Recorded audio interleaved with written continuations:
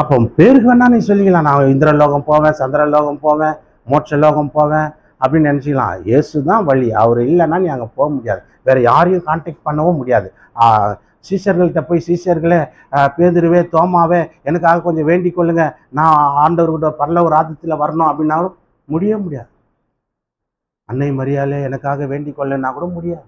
இயேசு தான் வழி. இயேசுவை தான் நீ ஃபாலோ பண்ணு. இந்த அறிவு நம்மளுக்கு வேணும்.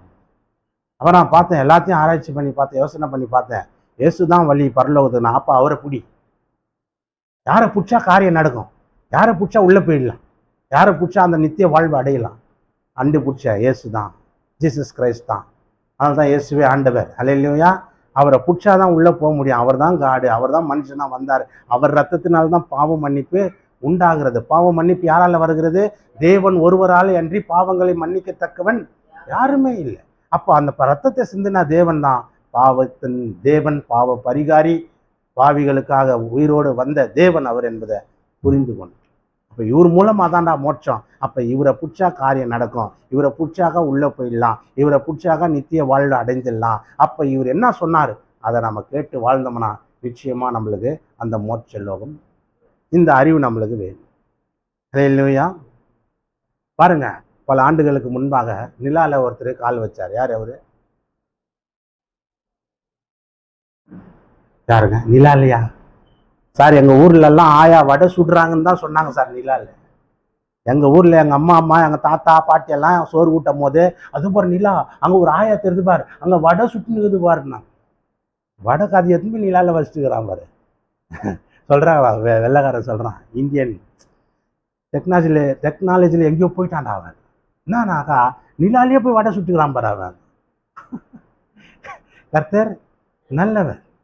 நீல் ஆம்ஸ்ட்ராங்கன்ற 3 பேர் போனாங்க நிலாவுக்கு. 3 பேர் அனுப்புகிறாங்க.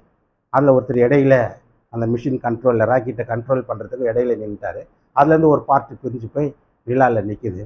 அதில் நீல் ஆம்ஸ்ட்ராங்கு ஜூனியர், அவனுக்கு மேலே சீனியர் ஒருத்தர் இருக்கிறார் அந்த ராக்கெட்டுக்குள்ளே, அந்த விண்கலத்தில் இருக்கிறாங்க. இப்போ அந்த சீனியர் இறங்குறதுக்கு தயங்குறாரு. எப்படி இருக்குமோ, ஏன்னா ரேடியேஷன் பயங்கரமாக இருக்கும், கதிர்வீச்சு பயங்கரமாக இருக்கும். இங்கேருந்து நம்ம கொஞ்சம் மேலே போனாலே கதிர்வீச்சு அப்படி இருக்குது பாருங்க. அப்போ அங்கே எப்படி இருக்கும் பாருங்க. அவன் பயந்துக்கின்னு முதல்ல இவ்வளோ தொழிலுக்கு வந்துக்கிறேன்னு சொன்னோன்னா, ஆம்ஸ்ட்ராங் இவர் ஜூனியர் அசிஸ்டண்ட் இவரை இறக்கிட்டார். நீ இறங்கு ஃபஸ்ட்டு அப்படின்னு. அவரும் அதே மாதிரி இறங்கினார். அவருடைய முதல் கால் தட இடம். அப்புறம் உள்ளே போய் இறங்கினோன்னா கொடியை நட்டாங்க, அமெரிக்கா ஃப்ளாகை நட்டாங்க. நட்டுட்டு எல்லாத்தையும் ஆராய்ச்சி பண்ணி கேமரா வச்சு மண்ணை ஒரு 25 கிலோ மண் வாரினாங்களாம். அல்லேலூயா. மண்ணை வாரின்னு வெளியே வந்து அவங்க மேலேருந்து திருப்பி எத்தனை லட்சம் கிலோமீட்டர் தெரியுமா இருக்குது நிலா பூமியிலேருந்து? 3,85,000 கிலோமீட்டருக்கு தான். ஏறக்குறைய 4 லட்சம் கிலோமீட்டரு அப்பால் இருக்குது நிலா. அல்லேலூயா, அல்லேலூயா. இப்போ இதை நான் படித்தேன். நீல் ஆம்ஸ்ட்ராங்கை பற்றிலாம் எனக்கு தெரியும், பைபிளை பற்றி எனக்கு தெரியாது. அப்போ எல்லாம் பார்த்தேன், நிலாவில் கால் வச்சிட்டான். உலகமே புகழ்ந்தது அமெரிக்காவை. பயங்கரமாக பண்ணிட்டாங்கடா, சாதிச்சிட்டாங்கண்ணா. நிலாவில் சந்திர மண்டலத்தில் ஒருத்தன் காலை வச்சானா எப்படி இருக்குது பா அந்த அறிவு, அந்த நாலேஜ், அந்த சயின்ஸு. அந்த படி போய் பார்த்தான், கொண்டான், எல்லாம் முடிச்சான். அப்படியே பூமிக்கு இறங்கி திரும்பி வராங்க, ரிட்டர்ன் வராங்க. அவங்கள ஒரு பொட்டியில் போட்டு அவங்க கொண்டு வந்த மண்ணு கிண்ணு இவன் எல்லாத்தையும் சேர்த்து ஒரு 21 நாள் ஒரு பெரிய லாக்கரில் வச்சுட்டாங்க. ஏன்னா அது பாக்டீரியா கண்டென்ட். அந்த பாக்டீரியா தொற்று வைரஸ் பரவிடக்கூடாதுன்னு ஒரு 21 நாள் குவாரண்டைனில் வச்சாங்க. அதே தான் இன்றைக்கி கொரோனா வந்த பிறகு எத்தனை நாள் வச்சாங்க? ஆஸ்பத்திரியிலலாம் 21 நாள் இருக்கணும். ஏன்னா அந்த 21 நாளில் தான் அந்த டெஸ்ட்டு மருந்து எல்லாம் வேலை செய்யும். அதே மாதிரி அவங்க அந்த பூமிக்கு இறங்கி வந்தபோது 21 நாள் குவாரண்டைனில் வச்சு அவங்க ட்ரீட்மெண்ட் எல்லாம் கொடுத்து அதுக்கப்புறம் தான் அவங்கள வெளியே கொண்டு வந்தாங்க. அந்த மண்ணு கிண்ணு எல்லாம் வச்சு ஆராய்ச்சி பண்ணி பார்த்து நிலாவில் எப்படி மனுஷன் வாழ முடியுமா, வாழ முடியாதா அப்படின்னு எல்லாம் ஆராய்ச்சி பண்ணி பார்த்தாங்க. ஆனால் நிலாவில் வாழ முடியாதுன்றதை புரிஞ்சுக்கிட்டாங்க. அல்லேலூயா. ஏன் நிலாவில் வாழ முடியாது? ஒரு வசனம் இருக்குது பாருங்க, 1:16, ஆதியாகமம் புஸ்தகம் 1:16.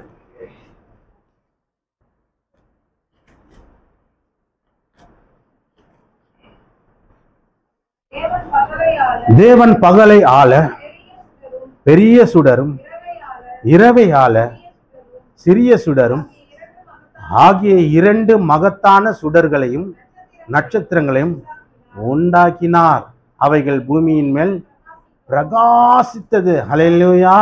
பாருங்க, தேவன் எப்படி படைச்சிருக்கிறாரு. 15ஆம் வசனத்துல அவைகள் பூமியின் மேல்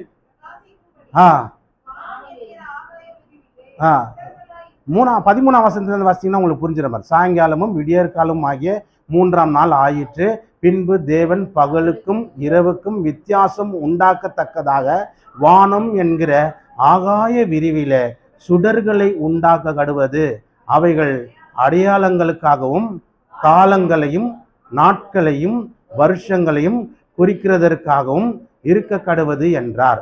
அவைகள் பூமியின் மேல் பிரகாசிக்கும்படி வானம் என்கிற ஆகாய விரிவில சுடர்களா இருக்க கடுவது என்றார். அது அப்படியே ஆயிற்று. தேவன் பகலை ஆள பெரிய சுடரும் இரவை ஆள சிறிய சுடரும் ஆகிய 2 மகத்தான சுடர்களையும் நட்சத்திரங்களையும் உண்டாக்கினார். அவைகள் பூமியின் மேல் பிரகாசிக்கவும் பகலையும் இரவையும் ஆள வெளிச்சத்துக்கும் இருளுக்கும் வித்தியாசம் உண்டாக கடுவது. தேவன் அவைகளை வானம் என்கிற ஆகாய விரிவில வைத்தார். தேவன் அது நல்லது என்று கண்டார்.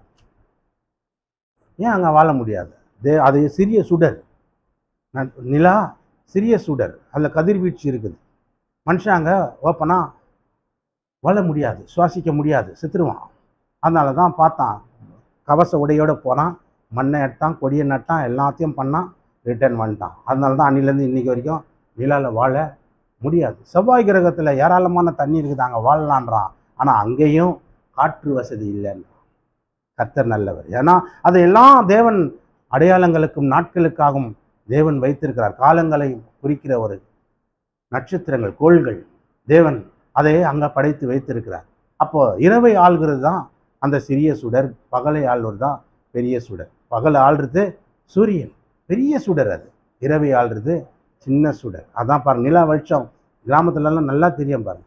நிலா வெளிச்சத்துலேயே மனுஷன் நன்கு போயிடும், அவ்வளோ வெளிச்சமாக இருக்கும். அது சிறிய சுடர். அப்போ அதில் போய் ஒரு மனுஷன் வாழ முடியும். ஆனால் அதில் போய் காலை வச்சிட்டான், அரைஞ்சிட்டு ரிட்டர்ன் வெளியே வந்துட்டான், மண்ணும் எடுத்துன்னு வந்துட்டான். அப்போ உலகம் புகழ் பெற்றது, புகழ்ந்து பேசுது. அவங்களெல்லாம் 3 பேரையும் போனானுங்கப்பா, 3 பேர் 2 பேர் நிலாவில் காலை வச்சானுங்கப்பா, வந்தானுங்கப்பா அப்படின்னு எல்லாம் புகழ்ந்து பேசினாங்க. ஆனால் அந்த நீல் ஆம்ஸ்ட்ராங்க பேட்டி எடுக்கிறாங்க. சார், நிலாவுக்கு போனீங்களே, எப்படி இருந்தது சார்? நீங்கள் சாதிச்சிட்டிங்க சார். என்ன சொல்கிறாங்க கவனிங்க, நீங்கள் சாதிச்சிங்க சார்னா.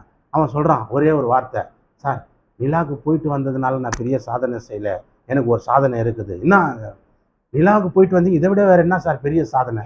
அந்த நிலாவை படித்தார் பத்தியா, அவரை பார்க்கணும் சார், தான் சார் சாதனை. அதுதான் சார் சாதனை. அந்த நிலாவை சந்திர மண்டலத்தை உண்டாக்குனார் பத்தியா, அவரை நான் பார்க்கணும் சார், அதுதான் சார் ரியல் சாதனை. நீல் ஆம்ஸ்ட்ராங் பேட்டி கொடுத்த பேட்டியில் அந்த நிருபர் எழுதப்பட்ட ஒரு வாசகம் தான் இது. நிலாவை நான் பார்த்ததை விட அந்த நிலாவை படைத்த தேவனை பார்க்க வேண்டும், அதுதான் மிகப்பெரிய சாதனை.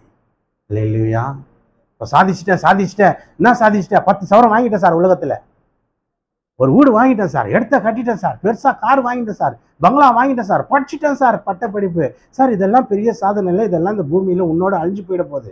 உன் ஆத்மா மேலே போகும்போது அங்கே கடவுளை பார்ப்பேன். அப்போ உன் படிப்பு, வீடு, பொண்ணு, நகை இதெல்லாம் ஒன்றுமே இல்லைன்றதை நினைப்பேன். ஐயோ, அப்போ தேவனை சந்திக்காமல் போயிட்டேனே, தேவனை அறியாமல் போயிட்டேனே, அங்கே போய் புலம்புவேன். அதனால தான் இங்கே போதிக்கிறோம், இந்த அறிவு வேணும், தேவனை அறிகிற அறிவு. நீல் ஆம்ஸ்ட்ராங் சொன்ன அவ்வளோ பெரிய சாதனை. நீங்கள் என்ன சொல்கிறீங்க? அந்த நிலாவை படைத்த தேவனை பார்க்கணும் அப்படின்னு. கர்த்தர் நல்லவர். ஹல்லேலூயா, ஹல்லேலூயா. அப்போ இந்த அறிவு ஒரு மனுஷனுக்கு வேணும். தேவன் யார், அவர் எப்படியாப்பட்டவர் என்பதை அறிய வேண்டும். பாருங்க, தானியேல் என்ற ஒரு புஸ்தகம் 4ஆம் அதிகாரம் 29ஆம் வசனம். தானியேல் என்ற ஒரு புஸ்தகம் 24